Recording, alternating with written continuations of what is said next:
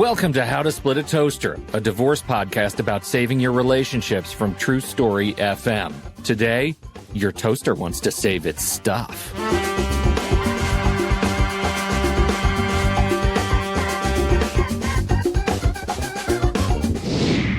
Welcome to the show, everyone. I'm Seth Nelson, and I'm here as always with my good friend Pete Wright. Today, you're just stuck with the two of us, and we're going to talk about things that people don't want to talk about. It's not death. It's not taxes. It's prenups. I have, Seth, an understanding of the prenuptial agreement only from the movies. Oh, and you're a movie buff, as everyone knows. So. Which means it's true. That means I am effectively ignorant on the prenup, but what I know is they are scary. That's what I've learned from movies. Everything I've learned from movies is prenups. Prenups mean you're not committed to the relationship, or you're trying to get something from your, or trying to protect your goods and your ill-gotten booty from your probably not good for you potential partner. Is that everything? I mean, we nail it? No, we got to back that up. First off, I'm going to get this out right at the top of the show. Because if I don't, as you know, I'm currently engaged and I will no longer be engaged, not because I'm married, because she'll break up with me. If I do not mention Intolerable Cruelty. Yes. The best movie ever when you're talking about prenups and divorce and negotiations. It was on our one of our holiday bonus shows. We talked about it. Yeah. Yes. But the guy eats the prenup at the wedding, dipping it in barbecue sauce to just tear it up. So on the advice of counsel, do not do that. Oh, I thought you were gonna go the other way with that. Okay, good. All right. Well, at least we know. At least we know what the stakes are. You know, check your local jurisdiction. Okay. All right. So let's start at the very beginning. A very good place to start. What is a prenuptial agreement? So a prenuptial agreement is a contract that if someone comes to me and says, I want a prenup, this is what I say. Here is what I believe you are asking me to do for you. To create a contract that will be valid and enforceable in the event that you get a divorce. Is that what you're asking me to do? And if the answer to that is yes, then we have a whole lot of work to do. And here is the concept. When you get married, whether you know this or not, you're entering into a contract. You have certain rights upon divorce. But in Florida, check your local jurisdiction, and throughout the country, you are allowed to enter into a contract that changes the law as long as it's not against public policy. You've got a confused look on your face, Pete, and you're a smart guy. So yeah, no, I do. I was about to describe the confused look on my face, but you nailed it. I'm confused right now. Can you define what it means to change the law in Florida? So currently now in Florida, if you get divorced and you have property, we will go through equitable distribution where we identify your assets that you own by yourself, titled in your name, that you own with your spouse, that you own with third parties. We do the same for your spouse. We do the same thing with your debts. And then we decide what that's identification. Then we go to classification and we say, you know what? Is it marital or non-marital? And then how do we divide it? If it's marital, it's split 50-50. I'm just using shorthand here. So this was exactly the whole concept. Like, we say prenuptial agreement, and my mind says, don't we already have laws on the books that handle this kind of thing? Yes and no.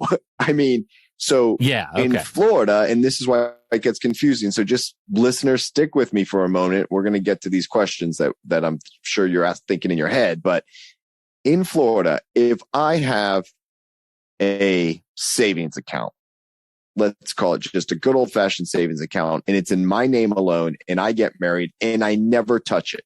I don't add money to it. I don't pull money out. It just sits there and gets its little interest rate over time. In Florida, under the current state of the law, when we get divorced, that would be mine because it was a premarital asset. Okay. Easy peasy, right? But nobody lives their life like that when they're married. What they do is they're like, oh, I got a savings account. I got a little extra money. I'll toss it into my savings account. The moment you do that And the money that you tossed in there came from your wages, which were earned during the marriage from marital labor. So the wages are marital money, and you've taken marital money, tossed it into the non-marital savings account. You've commingled it. And under the law, you cannot tell $1 from the other, and therefore it's all commingled. So even the value that was there before you commingled it, that becomes marital property. You've just converted it. Right. So I describe this as a little savings account, but now I'm going to change the hypothetical. There's $100,000 in this savings account, and you throw in $20. You've just committed marital alchemy. Exactly, which your spouse will love you for upon divorce. So that's the only thing they're going to love about you upon divorce. Right. So no one lives that life like that when they're married. They don't think about, if I get divorced, I better keep this little side account of 100 G's non-marital. Don't add any money to it. Okay. That's the law. But you can have a contract not to apply that law or change it. Right? That's what a prenup does. So a prenup might say any account that is titled in either one of our own individual name upon divorce is our money. No matter what you do with it during the marriage. Correct. So that $20 on top of that $100,000 is now $100,000 plus 20 of your money. That's right. Because we've changed how we're going to deal with that account upon divorce. Okay. So here's the greatest example. An IRA stands for individual retirement account. It has the word individual right in the title. It can only be titled in one person's name. Yes, you can have beneficiaries that if you die, it will go to, but it can only be titled only one legal holder of that account, whatever the individual's name is. In Florida, check your local jurisdiction. If you keep depositing money into your IRA during your marriage, and you're going to pick up on this quick, Pete, there's a non-marital component and there's a marital component, because you're going to have money from before the marriage and the growth on that money. And you're going to have money that you put into it during the marriage and growth of that money. And now I see the look on your face. You're like, wait a minute, Seth, I just asked you on that savings account if you can identify it, and it's a different rule for retirement accounts. Yes. Why is it a different rule for retirement accounts, Seth? Welcome to my world. I'm so sorry. Okay. Because the law deals with different accounts differently. And it doesn't necessarily make intellectual sense. So this might be a great example of when to use a prenuptial agreement intelligently too, just practically. It is an individual retirement account. We're going to say in the prenup, on divorce, any gains on that account are my gains. And any money I put in during the marriage, the active appreciation, I'm putting money in active. That and the gains on that, passive, the passive gains on that are all mine. And all the money I had there before, all mine. Oh, and wait a minute. The house that I owned premarital. Yeah. How do you handle houses? You won in a divorce in Florida. If you owned a house premarital, you're married for 10 years. You never put your spouse's name on it. Okay. And you go to get a divorce. A portion of the value of the house could potentially be marital and a portion non-marital. Because when you're actively paying down that mortgage, you're eating away at the principal, which means you have more equity. That portion could be value. And there's actually a coverture fraction that we use to figure out marital versus non-marital. What was the debt at the time? What was the value at the time? What was the equity at the time? How much money did you put in to improve the property? Do you get that money back? And so literally, you're going to love this, Pete. There's in words, but in the statute, it lays out what the mathematical formula is. And of course, I, being a law nerd and loving Excel, created an Excel worksheet to plug in these numbers, right? Yeah, of course you did. Of course you did. But in a prenup, you could say that house is mine. And when I sell that house and buy a new house, as long as it's titled in my own name, it shall also remain mine upon divorce. Interesting. Okay. So now here comes the rub. Your spouse looks at you and says, wait a minute. I have a good paying job. I'm going to quit my job because we want to have children. And we're deciding that I'm the spouse that's going to stay home with the children. And you're going to keep your premarital home. And then if we sell it and buy a bigger home because we have kids and I'm making a home for us and it's great for the kids to live in. And by the way, with your job, you travel a lot. And then we get divorced. I got to move my ass out because it's your house. Yeah, that's sure what it sounds like. That doesn't really feel like we're a team in this, right? Mm-hmm. And there's the rub, because now negotiating a prenup is talking about getting divorced when you're quote unquote no longer a team or a different type of team. You're still raising children together, but just not in the same house. And there's a lot of hurt feelings, really raw. And like, wait a minute, that's not how I viewed marriage. And we're like, no shit, because we're talking about divorce. This isn't a conversation about marriage anymore at all. And you're coming into it from the spirit of being potential newlyweds. And there's a lot of joy here. And what you're telling me, Seth, is that as an attorney, you're going to suck the joy out of the conversation. No, that's not what I'm telling you. I am telling you that a client has hired me to try to suck the joy out of the conversation, and I'm going to do my job. Okay. You're like the final test for marriage. If they can survive you, they win. You're the brass ring, man. Oh, God, that's awful. So, okay. So what happens then is it can get very stressful very quickly, because the one side emotionally, and I've switched from the topic of, hey, you can change the law, you can define how you're going to do a divorce, to the negotiation of it and the emotionality of it. One person is saying, wait a minute, I don't feel like I'm going to be secure. I thought we're getting married. You would always want me to be secure. And the other one then says, so are you just marrying me for my money? That's the dynamic that we deal with.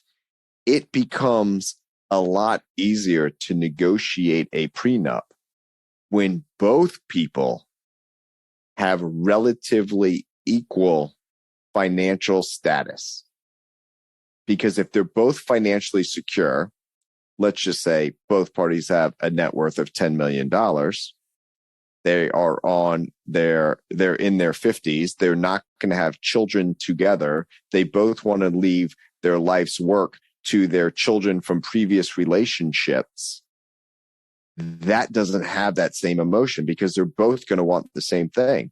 Hey, we each have our stuff. We love each other. If we put anything together, if we buy a house together, divorce, we'll split it. Neither one of us wants alimony from the other, because we can live off of our either earnings because we're still working, or we can live off of our assets in case. And I want to leave my stuff to my children one day. You want to leave your stuff to your children one day. I'll come back to that point, because those are death provisions, not divorce provisions. But that negotiation is a whole lot easier than someone who's just starting out, who maybe someone has significant net worth or has a business that might grow a lot during the marriage and the other one doesn't. And there's a big disparity of incomes and the lifestyles they're going to lead. And people get used to a certain lifestyle and they don't want to be, quote unquote, out on the street when they get divorced. That's a different emotional negotiations than the one with two people that both have $10 million. But isn't it also a practical negotiation too? Like at some point, wouldn't you want to just let, what are you going for if you're the spouse that doesn't have the big net worth, right? I mean, security. At some point, doesn't the divorce process, alimony, child support, doesn't the calculation, isn't that what it's supposed to do for you on separation? Yes. It's supposed to work that way, but you've talked to me long enough to know that that's not necessarily the case. It was a leading question. So the other thing, what a prenup does and why it's not necessarily a 1%er type thing, right? That's what we're getting at, right? Some people are like, why do I need a prenup? We both don't have anything, right? Well, part of reasons for getting prenups, and this is the good and the bad. I'm not advocating people do or don't in this conversation.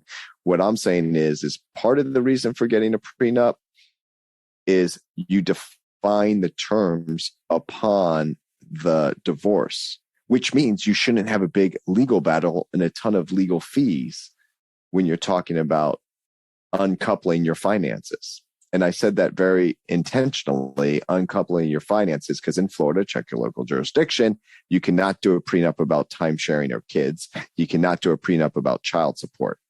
So if you want that fun litigation experience and going to mediation and staying late and working on a weekend and then going to a trial and being deposed, you can get all that in the parent. Oh, yeah, you got it. Yeah, sure. Yeah. Okay. So this actually is broadening my horizons about the prenuptial agreement. Let's go back to the couple that doesn't have a lot of the security built in because their financial power is is out of balance, right? Coming into. So how would you structure a prenuptial agreement that actually works in both parties' favor to provide that security going into the marriage that they're going to be taken care of coming out of the marriage? Like, are you setting up the party that earns less is going to get a certain something out of the marriage before they go into it? Yes. So what you're doing is setting up what the financial relationship is at the end of the marriage. Sometimes I do it as well during the marriage. And here's an example of that is every month one spouse will pay to the other spouse $10,000, and that money shall be transferred into that spouse's own individual account, and that account shall be non-marital money. Or one spouse will contribute the maximum allowed under law for, I'm making up a number, 20 years to a spouse's IRA, right? There's things you can do to set up financial security in the future by requiring payments during the marriage. Now, it's a lot more palatable for people to say, yeah, look, we're married. He's going to put money into my IRA. We're going to hope that money is always going to be mine, whether we get divorced or not. But hopefully we stay married forever, and I'm going to use it for retirement, just like Aaron will use it as retirement strategy. Yeah, right. It's if we stay married, we never have to execute the prenup, then we both win because that means we've been financially successful and we're doing okay. Right. By execute the prenup, you're saying we never have to put it into practice. When I hear the word execute a prenup, I think about signing it. So it will be signed. Okay. Oh, okay. Sorry. It's all right. Yeah. These legal terms that aren't matching up with the real world terms and how we use it. So you can certainly set up ways to get financial security. And look, the things that break down a marriage are communication and things that people have trouble communicating about: raising kids, money, and sex. So, if we can take off the table the money argument and have that communication up front, which is actually healthy for a marriage. So many people get married, they don't have financial conversations. So this forces a financial conversation. Okay. That is what I think is actually a benefit of doing a prenup. Isn't necessarily the document. It's the fact that it forces communication. All right. So, Seth, let's say I go out and I buy a new computer and I don't know if I want to buy the warranty up front. Sometimes I think, I'm a pretty careful guy, but maybe, accidents happen and I decide I usually have like up to 90 days. I can go back and say, you know what, I want to get the prenuptial agreement with my new computer. Can I do that with a marriage? Can I get it after I'm already married? I gotcha. Yes. In Florida, check your local jurisdiction. Yes, you can. It's called a postnup. Postnup. You're already married. The nuptials have been completed. After they've been nupped. I love it. That's awesome. So yes, you can do a postnup because, in my experience, this has happened where, let's just say somebody comes to me for a divorce. The big issue is money. And I say, listen, you're raising a child together. You've got children together. The big issue is money. And you guys get into arguments and people say stuff like, oh, it's my house, I'm going to kick you to the curb. And that makes people feel insecure. And then they want to get a divorce and this whole thing. What happens if we do a postnup and we define the money relationship during the marriage and upon divorce. Yeah. What if we can take money out of the consideration completely? What if we resolve that? Is there anything else in your marriage that you like?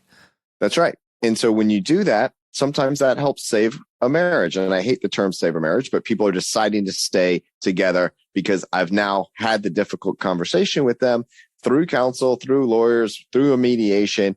And we literally have signed a postnuptial agreement that said, you know what, let's take the money issues off the table. Let's agree on how we're going to handle these things. And then if we get divorced, fine, there's our off ramp. We've already got it covered. Now let's focus on kind of getting this back where it needs to be. So I've used it as a tool to help people decide whether or not they want to stay married. Now, here it comes, Pete. In the same case, I've done prenups and postnups. You do a double? A pre-postnup? A double. A prenup, and then they get married, and I do a postnup. Is the postnup effectively an amendment of the prenup, or is it a wholly different agreement? In effect, it's an amendment, but it's a whole new agreement. In the postnup, it will say the prenup is null and void and is no longer a valid enforceable contract, and we're agreeing to set it aside. Assumption is because something has changed in the financial relationship for one party and they want to balance things out. No, you're so nice to me, Pete, because I thought your assumption was going to be because, Seth, you want more attorney's fees. So that was very nice of you. You're so kind to me when we don't have guests on the Never. show. Right.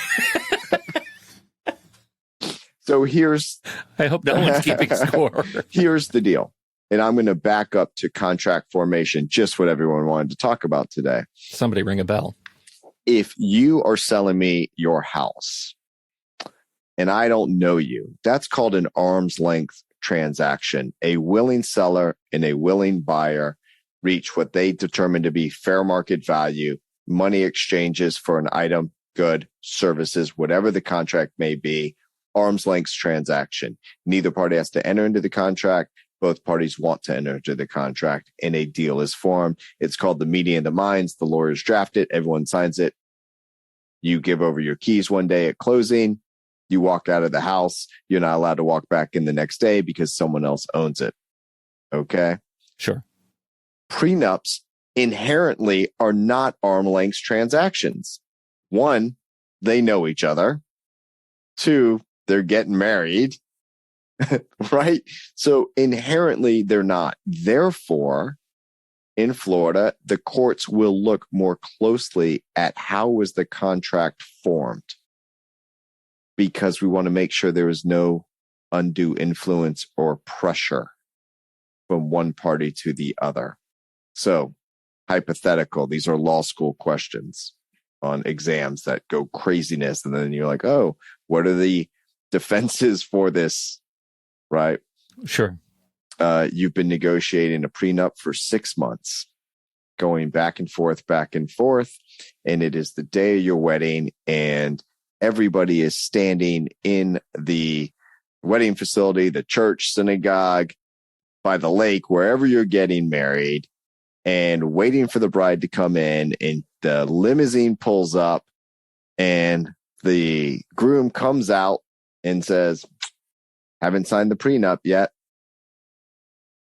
Not getting married unless you sign the prenup. And it gets signed on the hood of the limousine. And then they walk into the facility, the church, the synagogue, wherever they're getting married, and they get married. Okay. That sounds like coercion to me. Or at least I'm under duress. I got a whole wedding party in there. I'm in my dress. Okay. High likelihood that's going to get set aside because it is too close in time to the wedding. So how do you prevent that? In formation, you have negotiations back and forth. You have provisions that the husband wants in and the wife did not at the first draft, but the wife gets some of those provisions in the draft document. That's a way to say, look, judge, we are being fair. This said she got nothing on my first draft, but by the 8th draft, she's getting 25% of my net worth. That's a way to show that we've been going back and forth and I wasn't doing undue influence. And we signed this before we ever sent out one invitation or a save the date card. Yeah. No pressure. There was no pressure that the wedding was imminent, right?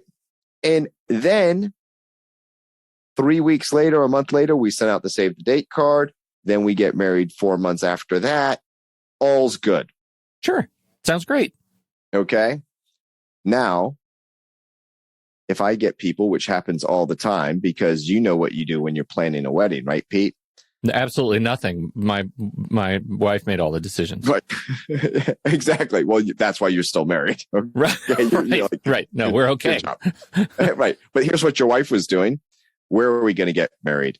Who are we inviting? Flowers, dresses, bridesmaids, parties, flights, accommodations for the out-of-town guests, the gifts that you leave at the desk for the out-of-town guests. They're doing all these things. Nowhere on that list is a prenup. And if it is, it's at the very bottom. So these are typical calls that I receive. Seth, I got referred to you by a buddy of mine, and I'm getting married in a month, and I need a prenup. Oh, okay. And I say, okay, you're asking me to create a valid enforceable contract upon divorce. I'm telling you now that that valid enforceable contract will be challenged and most likely will be set aside because it's 1 month to your wedding. It's just too close. It's just too close. So I have a solution for you. One, we can rush through and hammer out this prenup, and it will give you a level of protection, or as I like to call it, a false sense of security. Because I'm telling you now, I think it's going to get set aside, but at least it's something to argue. Right. But then after you're married, after the honeymoon, come back to me and we'll do a postnup.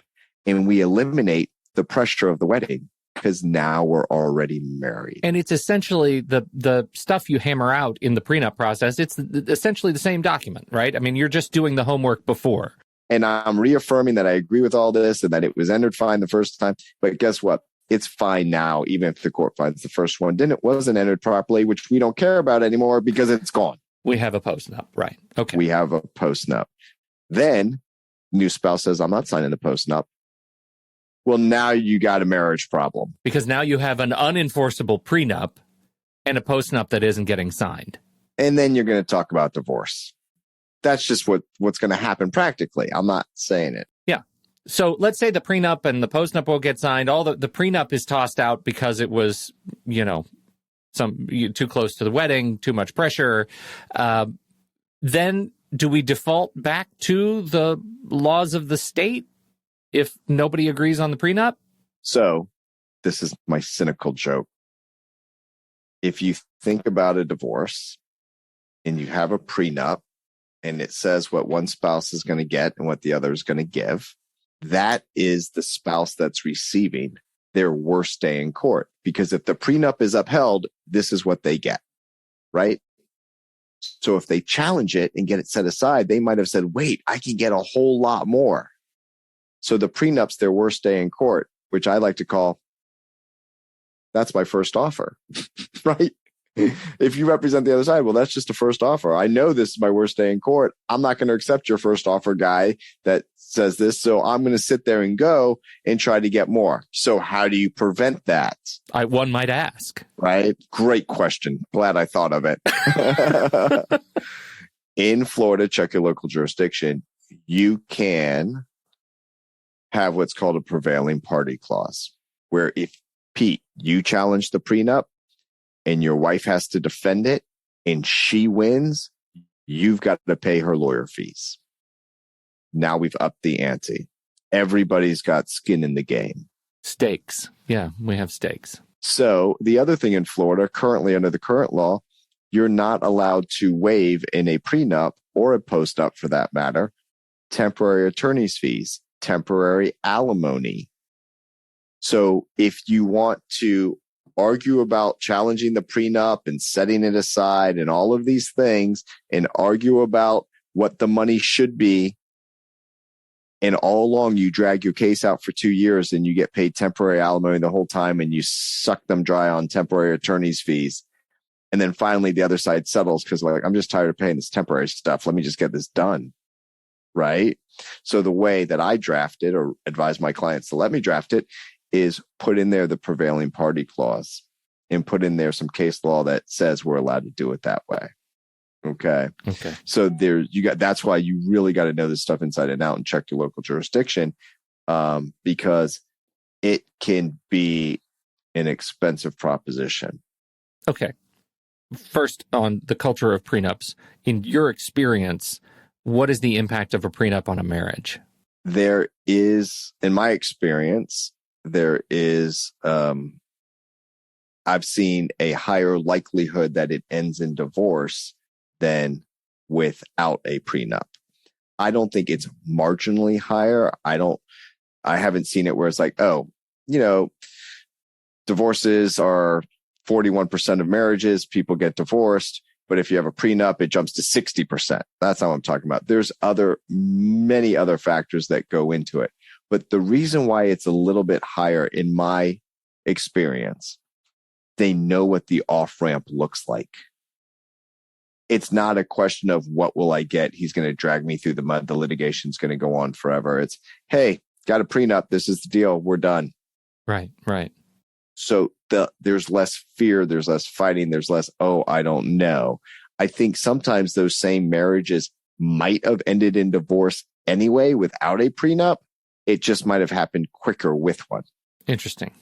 On the same side, maybe a temporary period of the marriage where you're living in uncertainty and fear that keeps you in the marriage might give you a little bit of the restraint to stay in the marriage and try to work it out. One could make that case as well. Absolutely. There's a lot of reasons people stay in marriages for certain periods of time. One is the fear of what will happen if they get divorced. One is what will happen with the kids. I want the kids to not go through a divorce and live in separate households. I want to see my kid every day. And then right when the kids graduate from high school, the last one gets out and in college or right after our college, parents get divorced. And then the kid's like, yeah, you guys were unhappy. You should have done it years ago. You should have done it years ago. Yeah. Well, it could also be the fact that prenups have increased by 500% over the last 20 years. And that could be a reason that prenups are showing a leading indicator toward divorce. Yeah. Right. Exactly. And they have increased that much. And I think a lot of that is that with social media and society nowadays, people are seeing more of these celebrity divorces and what's happening. Where maybe before they didn't really think about a prenup, right? Steven Spielberg set aside the prenup, man, it was solid, written on the back of a napkin, and then it was over $100 million. Now, I don't know what that did to his net worth. Right. And I have another question, Pete, which I'm hoping you can answer. Oh, good. Unless there is drawings on the napkin, how do you know which side's the back of the napkin? Well, isn't it going to be written in the right? No, I don't know the answer to the question. It's seriously like if you have a napkin that's just cloth or paper and it doesn't have like an embroidery, the embroidery should be on the front, right? But if it's just plain, which side's the back of the napkin? These are the things that keep me up at night. You use cloth napkins because you're a real fancy lad, but on the paper napkins like I use, it always bleeds through and the writing is backwards on the back. Oh, I see. But you're picking the front by which side you write on, whether it's the front or not. That's 100%. Okay. Yes, I got right. what you're saying. That's now. Right. Okay. Yes, that's called self-determination, Seth. Oh, I see. Well, thanks everybody for hanging out with us. Well, hold on, Pete. There's one more thing I want to throw in there because people always ask me about. They come to me and say, look, I've got all this wealth or I want to keep the house or keep my business. There's the reverse side of this just real quick to end on. There's also debt. Oh, I don't want to inherit your debt through this divorce. That's right. I am not, if you're running up bills on a credit card that I don't know about, I don't want to be responsible for it. Yeah. Smart. Yeah. Right. And so then it's like, okay, whatever debt's in your name is this, or whatever's debt in your name is that. Or you say, we're agreeing that we're going to have a joint or a credit card and the spouse will have authorization use and the bills will get paid every month, but you can put a cap on it, or you can say every month. And then when that starts going, you're going to be like, cutting it off. So there's all these different issues. And then usually when you divide this stuff, and this gets really tricky, when you're going to divide stuff at marriage, we can always say stuff like, well, the money's easy. That account's in her name. The nups. Honeymoon. And you find this great piece of artwork that you both love and you want to get it and hang it in your house and just keep it and to remind you of what a great time you had. But both of you ended up loving the artwork, not much the honeymoon. And so now you're going to get divorced. Who gets that artwork? How do you know? Because it's not titled. If it's a car, it's titled in your name. If it's a bank account, it's titled in your name. And so some prenups will say, whoever paid for it gets it. So now during your 20-year marriage, are you really going to keep the receipts on everything that you wanted that you bought and squirreled them away in that little shoebox in the bottom of the closet? So there comes stuff like that. So you can still, this personal property stuff can always be a problem. We have ways to draft around it, but in practicality, are people really going to do it? So there's a lot of different we're still human nuances on that front. But another thing that we do is any gifts from one spouse to the other during the marriage is deemed to be non-marital. In Florida, it's marital. We've talked about this, Pete. Diamond engagement ring before marriage, non-marital. Matching earrings on first anniversary, marital. They're worth $1,000. Someone gets the earrings, the other one gets $500. Here, earrings for the anniversary, given, done. They're hers. You don't get the $500 back, right? So there's a lot of little nuances to think about in pre and post nups. Pre and post nups. Thank you, Seth, for the education. You've broadened my horizons, sir. You have broadened. They are broadened about the nups. Thank you very much. And thank you, everybody, for downloading and listening to this show. We sure appreciate you. And we will be back right here again next week on How to Split a Toaster, a divorce podcast about saving your relationships.